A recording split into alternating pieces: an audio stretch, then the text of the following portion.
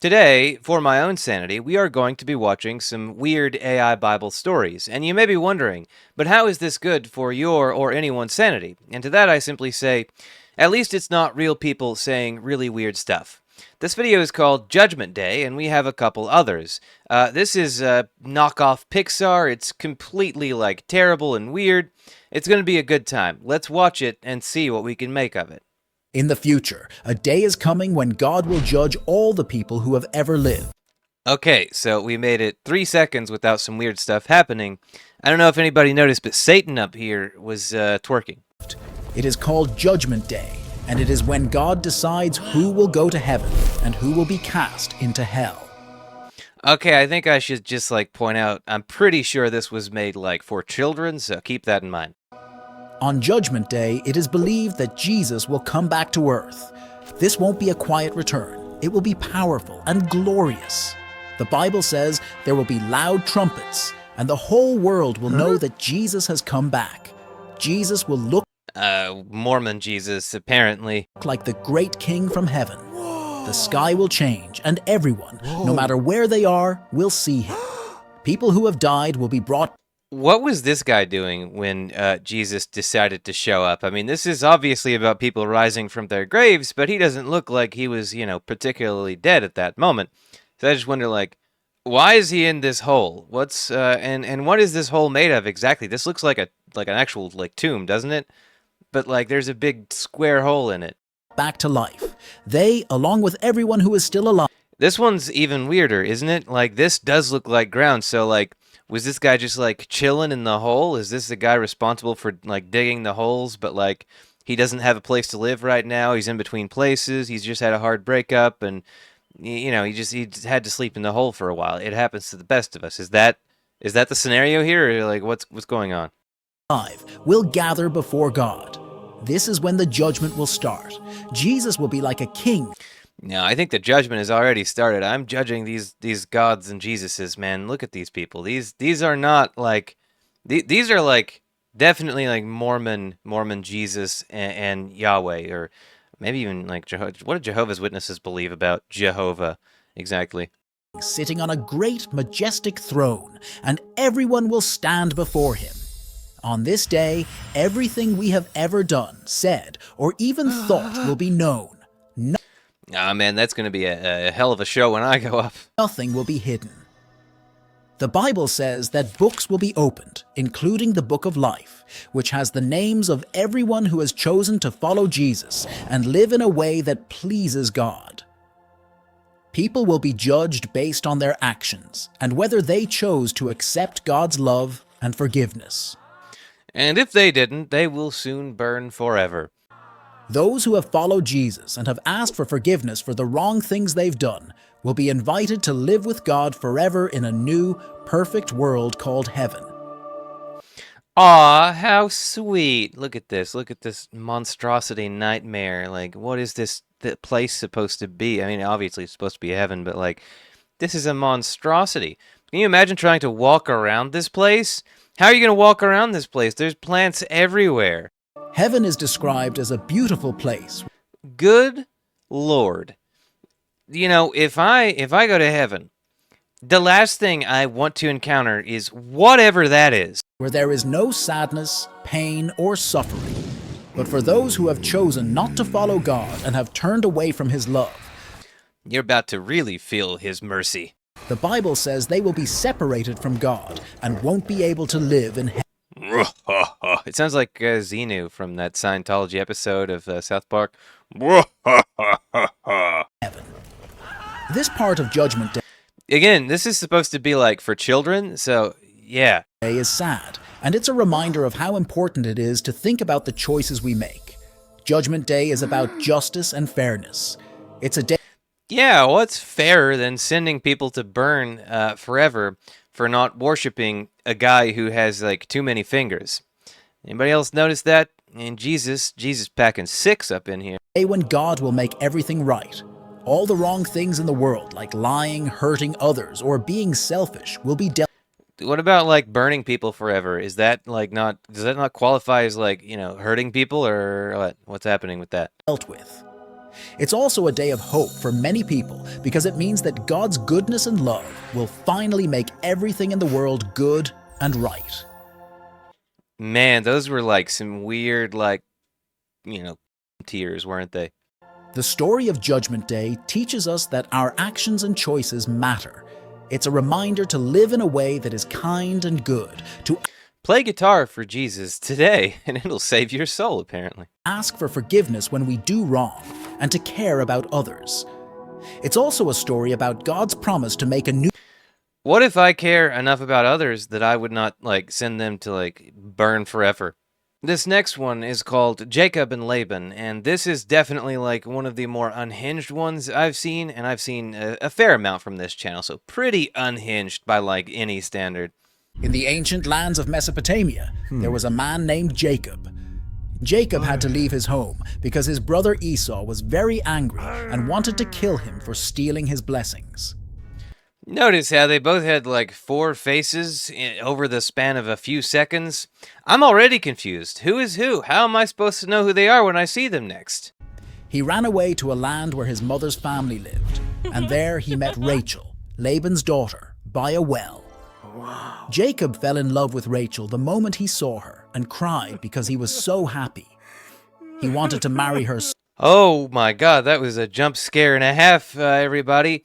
Imagine you are a young woman standing next to a well in the middle of nowhere, apparently. I mean, I guess it's part desert and part green, grassy hills, but you're standing out there alone, and all of a sudden this guy comes up and just smiles at you like this and starts crying, and all of a sudden there are like 1,000 women behind him. What do you do? What do you do in that situation? So much that he promised Rachel's dad, Laban, he would work for him for 7 years. But Laban was a sneaky man and had other plans. Notice how, like, Laban's face also changed very dramatically. It's going to be very hard to keep up with, like, anyone in this story with the faces changing so much every couple seconds. Time passed quickly for Jacob because he loved Rachel so much.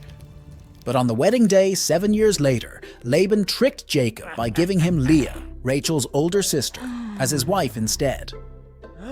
Jacob didn't realize until the next morning and was Ah, well, that's an easy mistake to make. We've all been there. very sad and still in love with Rachel. Laban said to Jacob that he Now, apparently, Laban has converted to Islam.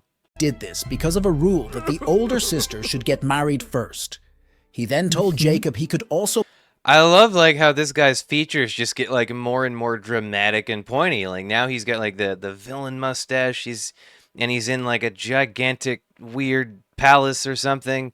I don't know, man. This is pretty cool. marry Rachel if he worked another 7 years. I like how, you probably didn't notice because it went so fast, but the text, lower right of the thing, said, Labob. Jacob, still very much in love with Rachel, agreed to work longer. Even though Jacob felt tricked, he did not give up. I like how his face is shifting from like a teenager to like a 50-something-year-old man, and then in the beginning there was one that was like 70 or something to like, 40s. He's all over the place. This guy, he's aging in every direction. He worked another 7 years to marry Rachel. And a lot of the time, he only has 4 fingers on one hand. Don't know if you noticed that, but you probably notice it now. Also, I just want to point out, our man Labab here, he has 1 finger, not like just above, it's the pinky on the other hand, connecting to the other hand. His hands are connected like this, it looks like. And he also has like a double finger there right above that. I don't know, I don't know how to do that with my own hands. That's a very odd one. Labob has problems, everybody. During this time, Laban tried to make things even harder for Jacob. Great smile, though. 10 out of 10. He kept changing how much he would pay him, doing it 10 times. That has to violate contract law. Even so, Jacob kept working hard. God saw how Jacob was a rube. hard Jacob worked and how Laban was not being fair. So God blessed Jacob with a big family and lots of animals. And he keeps aging in different directions. But also, okay, before we continue, first of all, I just want to point out that goat behind our man Jacob here. Look at that goat. That goat, man, is about to snip your ear off. Then, the next thing, his fingernails here. It looks like his fingernails are like pulling, like his like fingers are pulling back from his fingernails. Um, I don't know what like he's been up to lately, but that can't be healthy. See a doctor, Jacob. making Jacob very rich. This made Laban and his sons jealous and angry. And now Laban is a little bit older, but he's probably not going to stay older for long. Like that gray, that'll probably be gone in a second. So enjoy it while you can. Jacob realized it was time to leave because he was not Jacob changed again. Like he doesn't. They don't look the same for any amount of time. If you're gonna do like Bible stories with AI, at least try to make it so that like your AI characters match up with themselves, so we know who is who in this situation. Now, our boy LeBob here, we know him because he's got like the super pointy features. But that last, like, let's go back. Let me just go back. Let's go forward just a little bit here. his sons jealous and angry. Jacob Look, how am I supposed to know that's Jacob? That looks nothing like any of the Jacobs we've seen so far. Nothing. Nothing like it. realized it was time to leave because he was not safe near Laban and his sons anymore. He took his family and animals and left. And again, older, probably not wiser. He's about to sign another 7-year contract. Laban chased after him because he felt Jacob had taken advantage of him. Look, man, LeBob, no grays with our boy LeBob. I don't know, maybe they had like hair dye back then or something. I don't know. But God told Laban in a dream not to. Now LeBob has gray hair. So LeBob is just all over the place. I love this guy, but I mean, in this case, he doesn't even have like his pointy features. You know, one thing that's very odd to me is like the noses that like a lot of these characters get. I don't know how they're getting these specific types of noses. You'll notice that like the Jesus characters, the God characters, they have like very, you know, white European kinds of noses, like Anglo noses, basically. But then like a lot of these other characters, they get like stereotypical, like straight up Italian and Greek noses. Like I don't know if like they're putting in like if they're like actually trying to like put in something to say like Jewish noses or Arabic noses or whatever. But I mean, most of these people look like they came straight out of like Athens or something. It's very odd. To hurt Jacob. When Laban finally caught up, And look, this guy runs the local Greek restaurant. instead of fighting, they decided to make a promise to each other not to cause harm. They Dude, I swear, like, seeing stuff like this, it becomes apparent, like, just how stupid these stories are. When you read them, they can probably sound kind of reasonable. When you see them actually acted out by weird AI, they just sound stupid. set up a pile of stones to remember their promise and called it Mizpah and agreed to stay on their own sides of it. Laban said goodbye to his daughters and grandchildren. So LeBob, I guess, had a happy ending with Jacob. We can all be grateful for that. The stones thing is really odd, isn't it? Like, what's the significance? So they both just like were like, okay, let's get some rocks. Let's get some rocks and just throw them in a pile, and that'll be it. That'll be the like the dividing line. What a weird story. What, man? This whole thing, the Bible, is just full of ridiculous stories, and the more vivid they are, the more ridiculous they are. But I do appreciate this form of these Bible stories because like they are especially silly. The last one we have is Sodom and Gomorrah, because of course, how could I resist Sodom and Gomorrah for kids? It's going to be a good time for the whole family, so bring your kids and let's watch Sodom and Gomorrah. In the Bible, there were two cities called Sodom and Gomorrah. These cities were filled with people who made very bad choices and didn't listen to anyone, not even God. Hey, LeBob is back.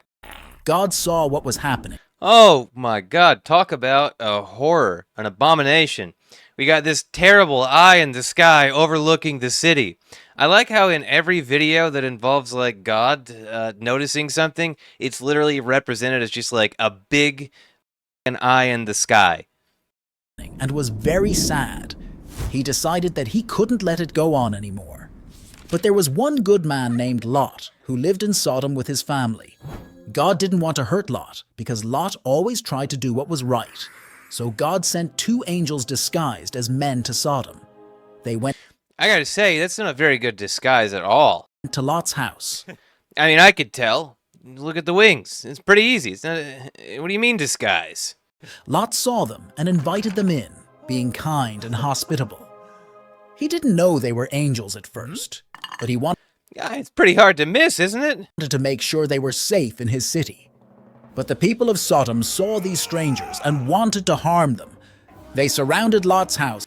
Did anybody notice just how big Sodom and Gomorrah were in the beginning? Like, they were just enormous. They were huge, gigantic, massive cities. This is something I've always had a question about regarding these stories. How did the townspeople know the angels had never been there before? I imagine if these were big metropolitan cities, like they sound like they would have been, people would have been in and out all the time. So why do they focus on like these guys? Oh wait, I know why. The wings. And demanded Lot to send the strangers out. Lot tried to protect his guests, showing he was a good man. Holy shit! Look, okay. Let's go back a little bit here. Okay, everybody. I just want y'all to notice. Look at the people out the window. Look at this. Some of them look like monkey faces, demonic monkey faces. Some of them all of them look really, really bizarre. And if you go like towards the left, 3 torches to the right, and go all the way to the left, and then 3 torches to the right, you'll notice there's 2 different hands, one disembodied hand on the same torch. I'm sure you can find lots of fun stuff like that if you look long enough. I know that AI stuff is very unhinged, but man, that it is really good at inventing nightmare scenarios, things you would see in your worst dreams you've ever had. They told him, "You need to leave this city." Okay, look at all the fingers. I like the fingers. I'm a big fan of the fingers. So I don't know how well you can see it, but the bottom finger is very long. Just above that, you've got one finger that's totally disembodied, one finger that's actually 2 fingers merged together, and there are just entirely too many fingers involved in this scenario. I don't know which hand that is. Would that be the left hand? I think that'd be the left hand, but yeah, the left hand. There are 6 fingers, including the disembodied one and the way, way too long one. The fingers, man, I love the... Also, is that supposed to be Lot? Isn't that supposed to be Lot? Why does he have wings? Why does he have wings? With your family, because God is going to destroy it for being so wicked. Oh, was that supposed to... My bad, I guess that was supposed to be the angel.